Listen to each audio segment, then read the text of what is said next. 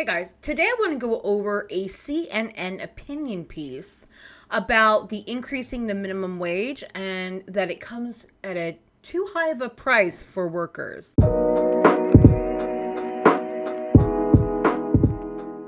The moment I saw that I just saw the headline on Threads and I knew immediately I needed to go read this article because I was positive. I was 1000% positive that it was going to be filled with a bunch of BS. And I was right. So let's go through it. It says opinion. And I love how they just put opinion before and then they could say any old shit after it. So across the United States, about half of all states raised their minimum wages in 2024. Most of those increases went into effect on January 1st, while minimum wage hikes also went into effect in Nevada, Oregon, and District of Columbia, and various localities on July 1st. But the mandate pay increases aren't necessarily good news. Let's pause here for a moment and just understand when anyone says raising the minimum wage is not good news, just know that they're being disingenuous. That's it. Inflation has gone up, cost of living has gone up, but wages haven't gone up in a really long time. This is forcing wages to go up. The government is mandating it because companies aren't actually doing it. That's why governments will mandate things like this, because the business sector isn't doing the right thing. Okay, so in particular, the recent wage hikes could deliver the most unintended consequences to the people they most seek to help. Take California, for example, at $16 per hour, which is way too low. The Golden State has the second highest state minimum wage. It recently imposed a special minimum wage for $20 per hour for fast food workers. Already, it's been a minor disaster. Since the hourly pay raises, scores of fast food businesses have shut down across the state. The Wall Street Journal reported that some fast food establishments didn't even wait for the California's new wage law to go into effect and began laying off staff and scaling back workers hours before the law went into effect. So I just want to stop right there and touch on that for a moment. So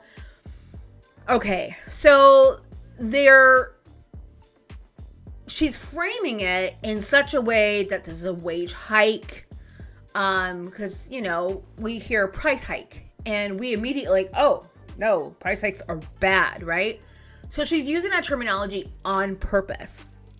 This whole article, she's trying to manufacture consent to the reader to be like, yeah, that's bad.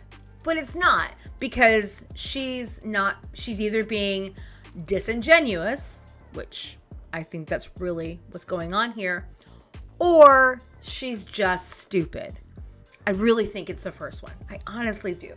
And let's go on to the minor disaster with hourly pay raises score fast food businesses have shut down. Okay, so if you have a business model that needs to exploit its workers to make its targeted profit margins, then you don't have a good model. And that's why that business will shut down.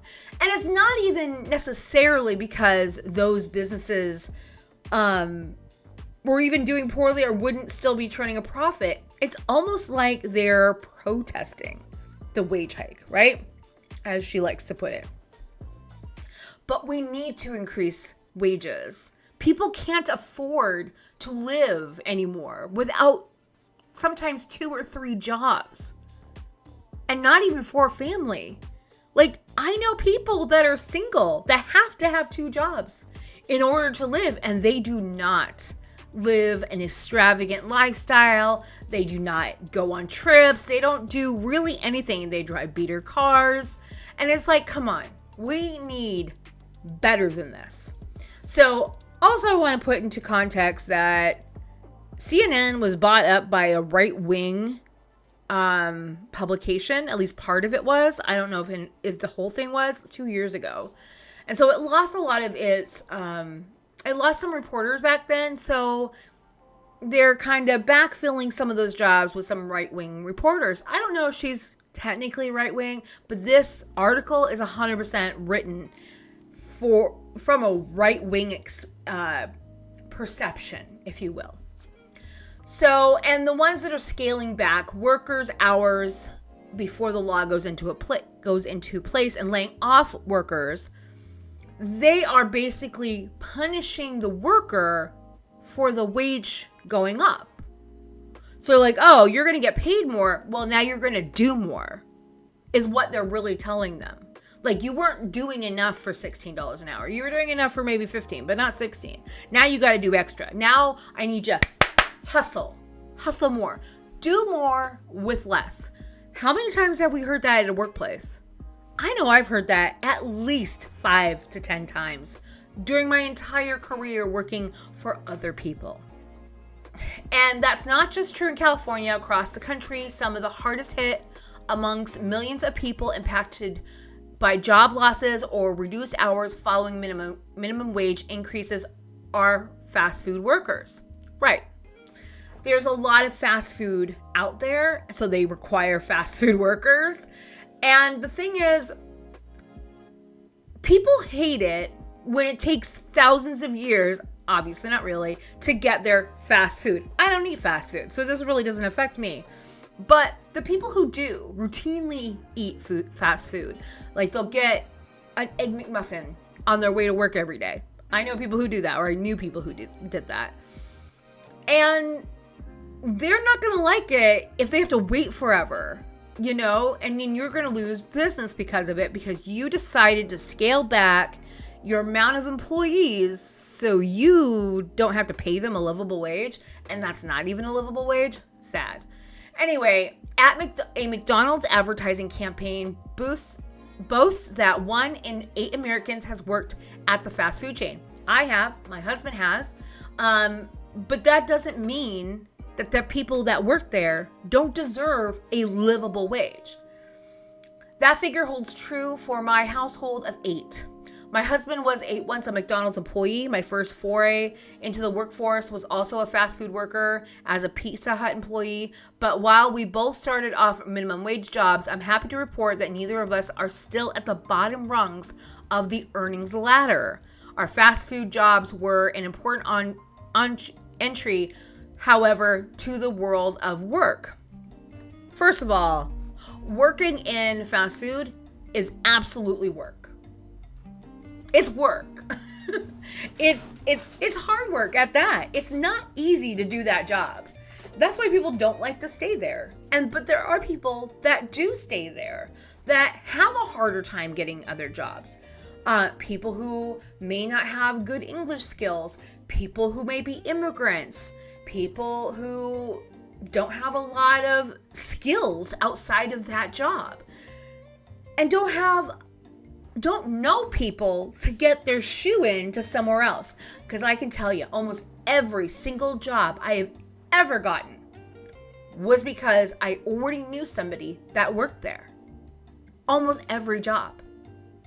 So word of mouth is really important. It used to be really important. I think it probably still is. I think most people around my age, I'm 48, so I'm Gen X, I'm like smack in the middle of Gen X.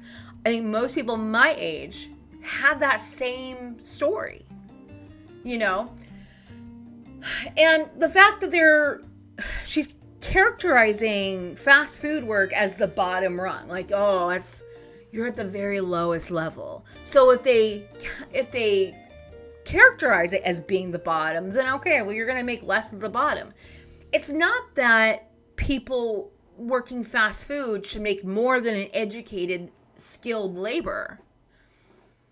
It's that person working like as an educated or skilled labor should make more when that minimum wage goes up. So I know that studies have been done, and I think my state has said that our minimum wage should be $25 an hour. I live in Washington State, which is on the West Coast. It is not DC. It is the state. And our cost of living is high. Not as high as California, not as high as Los Angeles, but it's still high. So when you have a high cost of living, you need people to make more money so they can live, so they can buy food, so they can pay for their utilities, so they can buy stuff. We need to buy stuff. We need to buy, stuff to wash our clothes. We need to buy clothing. We need to buy lots of things, right? And we can't expect people to be able to be a productive part of society if we don't give them enough money to live on. That's ridiculous. I don't care what you do for work. I don't care if you scrape gum off the bottom of seats. I don't care if you're a janitor. I don't care what you do. You deserve a livable wage. Full stop. That's it.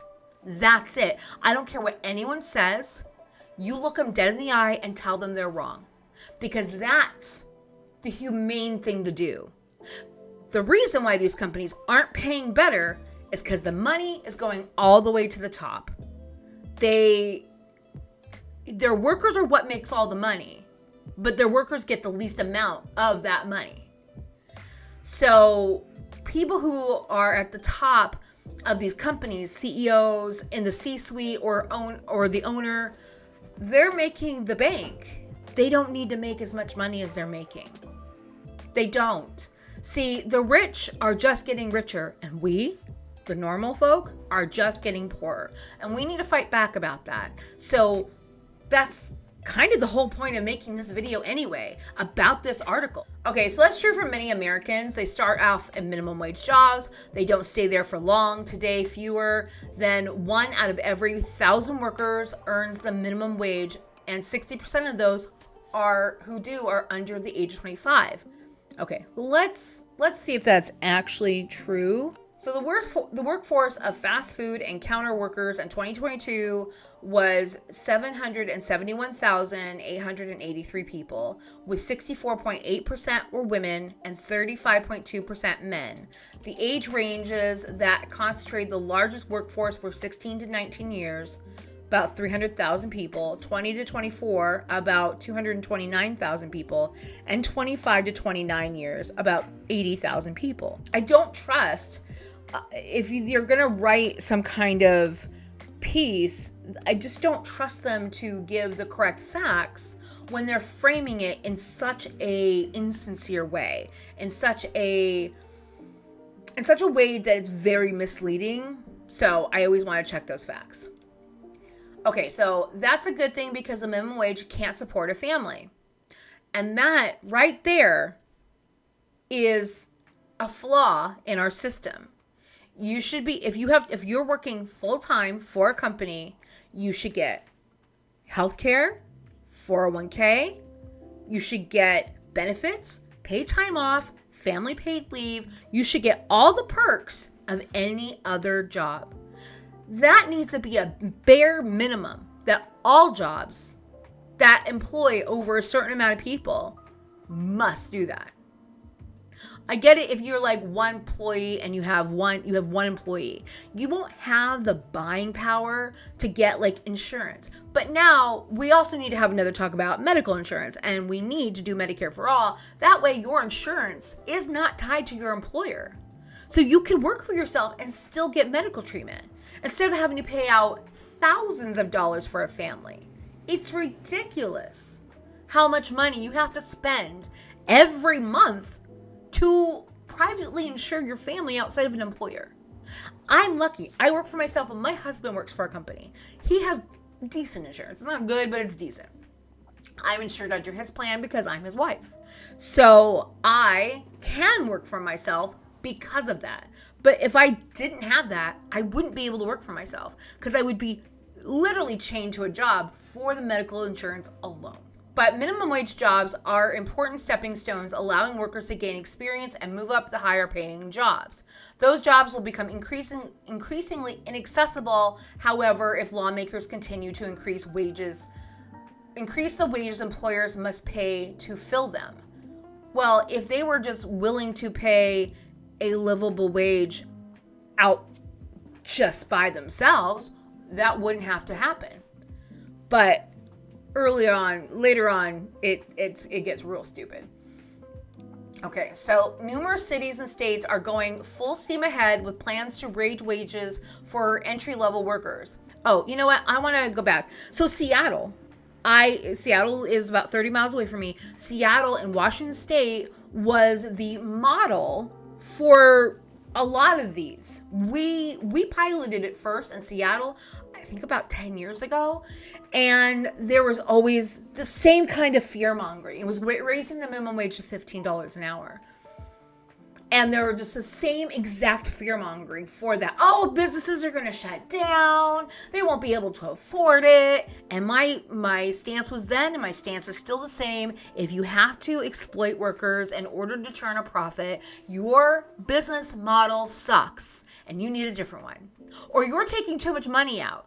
You're making too much money as the owner because you're not becoming rich in a bubble. You are not doing all the work. So you should not receive all the reward.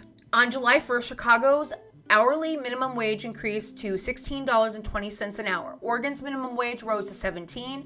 And where I live in Montgomery County, Maryland, just outside of Washington, D.C., the minimum wage rose to $17.15 for companies with more than 50 employees.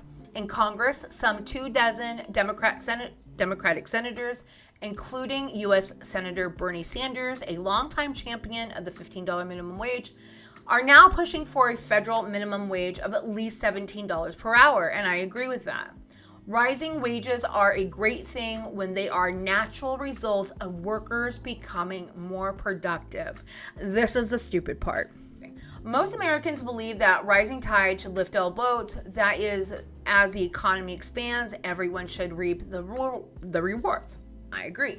This outcome can be guaranteed by smart and compassionate policy choices or subverted by policymakers choosing a different path. EPI's productivity pay tracker shows a shift towards the latter. Since the late 1970s, our policy choices have led directly to pronounced divergence between productivity and typical workers' pay, and doesn't have to be this way. So in this chart is showing, okay, so non-supervisory compensation is this light blue line, and effective TEP net is the dark blue line. Data are compensatory wages and benefits and production, non-supervisory workers in the private sector, and net productivity of the total economy. Net productivity, oh, okay, I get what that is. It's net productivity, okay. Is the growth of output of goods and services less depreciated per hour worked? EPI analysis of unpublished total economic productivity, OTEP, data from Bureau of Labor Statistics, BLS, Labor Productivity and Cost Program wages data, and BLS current employment statistics, BLS employment cost trends. Okay, so what broke the link between pay and productivity? Starting in the late 1970s, policymakers began dismantling all the policy bulwarks, helping to ensure that typical worker wages grew with productivity. Excess unemployment was tolerated to keep any chance of inflation in check. Rises in the federal minimum wage became smaller and rarer, and labor law failed to keep pace with growing employer hostility towards unions. Tax rates, minimum wage became smaller. Oh yeah. Tax rates on top incomes were lowered, anti-worker deregulatory pushes from deregulation of the trucking and airline industries to the retreat of antitrust policy to the dismantling of financial regulations and more succeeded again and again. Why we have this big gap happening. You know, productivity has increased quite a bit, but the compensation hasn't. So it's like productivity, compensation, and there's this gap, right, that keeps getting wider and wider and wider. And until we pressure our lawmakers to do the right thing, they won't do the right thing. That's the way they work. They don't work for us. We elect them, but they are paid and bought by lobbyists, by lobby groups, and by special interest groups, and by companies. So what we need to do as people, because we can move that needle if we are loud enough and if we exert our pressure upon things. So what you could do in California is you could be like, okay, there's a big boycott at McDonald's anyway because they're funding or they are supporting Israel and the Israeli Gaza problem. Because of that, I think that's why McDonald's is suffering so much. But what we should do is fast food companies that we see that are abusing their workers, boycott them. It works. Boycotts do work. People will try to tell you boycotts don't work. They do. They do work. They do work. Pay increases that result in government mandates can eliminate entry-level job opportunities and lead to a cascade of other unintended consequences. That's just deceptive framing right there. Consider how inflation recently increased the cost of everything from groceries to gas to rent. Okay, let's stop there. Those things went up not because of any real thing other than corporate greed. That's it. Yeah, did some things go up because of supply chain issues and the rise of costs on some things? Yeah, but not to the point that they are. Not to the point that they are. So, it's grocery stores are making a huge profit. They raise their prices and they're still making a huge profit. Everyone raised their prices and they're making huge profits because we have to buy food. We have to buy these things in order to survive unless we grow our own food, which I'm starting to do that. So I'm going to start growing food in my house. So you don't even need a greenhouse. You can grow food out of pots in your home. Put things by windows and stuff like that. Put plants by windows.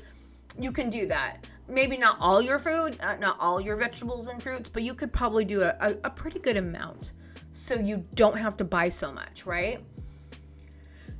And the rents being inflated, that's artificial. It's not because things actually are costing them more.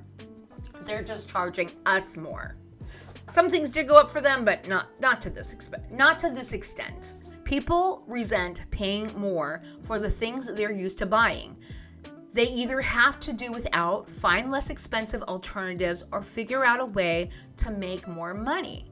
That's always been the case, though. The same is true for employers. When their labor costs go up, they either have to cut their costs or increase their revenues. Or, hear me out, pay your C-suite less. Give less of millions of a bonus to the top, who did nothing. They did something, but they don't deserve that kind of money. So much money goes to the top that it's undeserved. It just is. And that's what we need to get away from. We need a push towards a more ethical environment for workers. That's what we need to push for.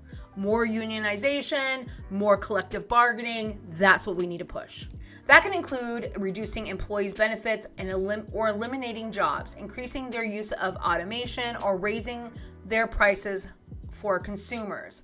In a report published by the National Bureau of Economic Research, economists who examined every study in the minimum wage in the U.S. over the past 3 decades concluded that there was a clear preponderance of employment losses as a minimum wage rose, with teens, young adults, and less educated workers experiencing the great losses. In other words, increases in the minimum wage often hurt the people they're meant to help. But let's be honest about why that is. The reason why that is always goes back to corporate greed. These corporations are greedy. They're making record money so they can do stock buybacks, so they can have all the control over their business. That's what I think that stock buybacks are doing. Anyway, but still, put it in your employees. Your employees will be happier. They'll be better workers because they won't feel like they're being taken advantage of, and they will be more loyal. One of the biggest turnovers for employers is training. Training is very expensive for employers because it takes not only one and sometimes 2 full-time employees offline to train this other person that has the other person has been offline for a long time because that position may have been open for a while. So you have maybe 2 to 3 offline workers. So you don't have as much productivity happen during that time. So if you reduce your need to train people over and over again, if you raise the wages naturally, like this person's trying to, equivocate, it's like, if you don't need the government to make you raise your wages, that'd be great. But we all know that corporations are greedy little bitches, and they're going to suck every dime out of their employees. They've been doing it since I was 14, way before I was ever in the workforce, way before I was ever alive. But I've seen it since I entered the workforce at 14 years old, when my mother was like, you need to get a job because I'm not buying you any more school clothes. So I had to get a job so I could have new school clothes in the next year. In short, high minimum wage laws cut off the bottom rung of the career ladder, effectively pricing the least advantaged workers out of employment. In South Carolina, researchers found that most recent minimum wage hike reduced employment by 8.9% for teens and 15.5% for workers with less than a high school diploma. A $17 minimum wage, as called for in the Federal Raise the Wage Act in 2023, means that employers would pay about $42,000 per year for a full-time worker when including all mandatory wages, benefits, and taxes. Since many young and less educated workers are simply not capable of producing that much value right out the gate. Wow. Wow, she's literally saying, oh, if you don't have that much value, you're not really worth $17 an hour. If you're stuck in the fucking grill and you're flipping burgers, flipping over meat, which is, it sucks. You smell nasty afterwards, whatever. You deserve $17 an hour. You deserve more than that, in my opinion. They could be priced out of the job market entirely. The Congressional Budget Office estimated that a $17 minimum wage would cause 350,000 disproportionately younger and less educated individuals to drop out of the labor force entirely. Even workers who keep their jobs and receive higher wages can end up worse off. Okay, let's see how. Because employers may make up for higher wage costs by reducing employee benefits. A recent study of retail workers in Texas and California found that a $1 or 9.1% minimum wage increase translated to a 11.6% decrease in total compensation for the average California worker. Back to corporate greed. Like, it's easy to see. That's just corporate greed. They can't afford it. They don't want to afford it. That's the thing. So this person, if they really cared about the average worker, they would write this in such a way that shows that really these workers are not workers. These employers could absolutely afford to pay more, and they just don't. Some employers compensate by automating low-skill functions, like replacing workers with self-service kiosks, which has happened in a lot of places. And that's gonna happen anyway. So don't let this person trick you into believing that if they didn't raise the minimum wage, this wouldn't happen. This would absolutely still be happening, even if we didn't raise the minimum wage. The reason why is because this costs them less in the end than an employee at all. Since lower income families spend a higher percentage of their incomes in places like grocery stores and fast food restaurants, their low profit margins necessitate larger price increases. They can be disproportionately hurt by minimum wage induced price hikes. No, they can just make less at the top. That's it. That's literally it every time. That's usually the answer. And so if anyone tries to convince you that it's the poor people at the top that are rich and live in mansions, they can't afford anything. Fuck off. Fuck all the way off with that bullshit. It's absolute bullshit. Moreover, my analysis found, if you can call it that, my analysis found that $17 minimum wage would increase childcare costs by more than $7,000 per year for families in low-cost states like Iowa, Kansas, but less than $900 in high-cost states like Massachusetts and California. Okay. In short, family supporting wages are fundamental to personal and society well-being, but all that minimum wage laws can accomplish is to make it illegal for employers to hire individuals who don't yet have enough experience and education to cover the cost of employing them at artificially high minimum wages. Fuck off. Okay, so I don't know where they're getting this. That makes no sense. So in low-cost states, it's gonna raise childcare costs for. Okay, let's click on this link just to see where it takes us. Editing, Melissa here. I did not realize this is from the Heritage Foundation, and yeah, that's all I need to know is she works for the Heritage Foundation, which is what wrote Project 2025, and. We cannot trust this person at all for being good faith reporting in any way, shape, or form. Instead of wage mandates, policymakers should help workers achieve real and lasting income gains without unintended consequences. That should start with expanding alternative education options like apprenticeship, reducing unnecessary burdens on employers that subtract from workers' wages, and eliminating government-imposed barriers to employment, such as unnecessary occupational licensing standards and restrictions on flexible, independent work. Yeah, what she's asking for is regulation, the red tape to be taken off, so, we can help people get work. They don't care. To prevent employers from giving pink slips to people who want and need work, policymakers should give pink slips to minimum wage hikes that simply don't work.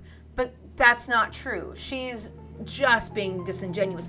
This is why this is an opinion piece and not a actual hard reporting piece. They couldn't put this in there as fact because this is based on her opinion, her analysis that honestly I wouldn't trust.